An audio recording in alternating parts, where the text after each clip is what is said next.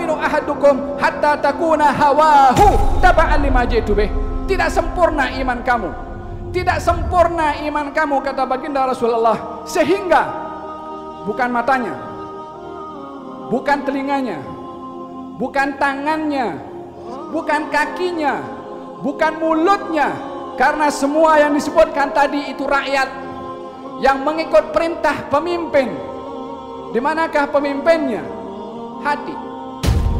Hatta takuna hawahu, sehingga hawa nafsunya, keinginannya, kecenderungannya yang ada di dalam hati mempunyai kecenderungan dan keinginan sesuai dengan ajaran yang aku datang dengannya. Baru dia dapat kesempurnaan iman. Karena lisan dan juga mata, telinga, tangan tidak akan bergerak kecuali mendapatkan instruksi daripada dalam hati. Dan bila mana hati tunduk kepada hawa nafsu, maka anggota tubuh badan ini akan ikut kepada yang diberitahukan oleh hawa nafsu. Maka baginda Rasulullah terus menyentuh kepada akarnya, hatta takuna hawahu taba'an lima jitu bih, sehingga hawa nafsunya mengikut dengan ajaran yang aku datang dengannya. Hadirin hadirat yang dirahmati oleh Allah Subhanahu wa taala, ambillah makna daripada dua kejadian besar yang diberikan oleh Allah kepada baginda Rasulullah, Isra dan juga Mi'raj. Sebab faktor utamanya adalah merendah dirinya baginda Rasulullah kepada Allah. Semakin orang merendah akan diangkat derajatnya oleh Allah. Man tawadha'a rafa'ahu Allah. Orang yang bertawadhu akan diangkat oleh Allah Subhanahu wa taala. Jangan menghina kepada sesiapapun juga. Bihasbi imri'in minasyarr ay yahqira akhahul muslim.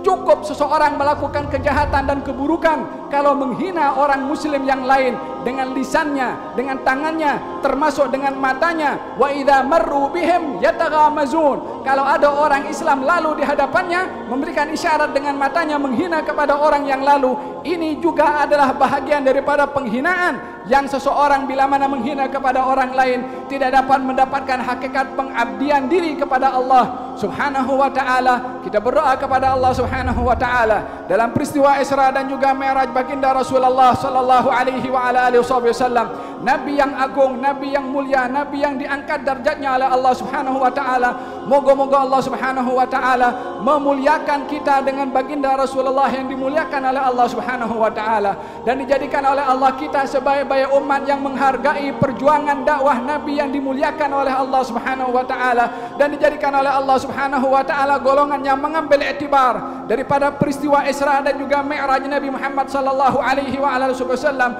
untuk dikenalkan oleh Allah kekurangan dan aib yang ada pada diri sendiri, dan kurang untuk melihat aib yang ada pada orang lain. Dan bila mana nampak aib orang lain, diberikan kekuatan oleh Allah untuk menutup aib orang lain, dan diberikan keupayaan untuk mengkritik kepada diri sendiri dengan kekurangannya untuk dapat dilengkapkan, agar supaya kita dapat mengenal Allah dengan mengenal kepada diri sendiri. Wa fi anfusikum afala tubsirun. Bukankah kepada diri kamu itu perlu kamu bertafakkur dan bertadabbur bagaimana kedudukan kita di hadapan Allah? Sudahkah Allah ridha kepada kita? Ataupun sebaliknya, carilah makna ini kerisauan kepada Allah Subhanahu wa taala, karena tak seorang pun dapat menjamin dirinya pada penghujung kehidupannya kecuali bila mana Allah berkehendak untuk menutupnya dengan husnul khatimah.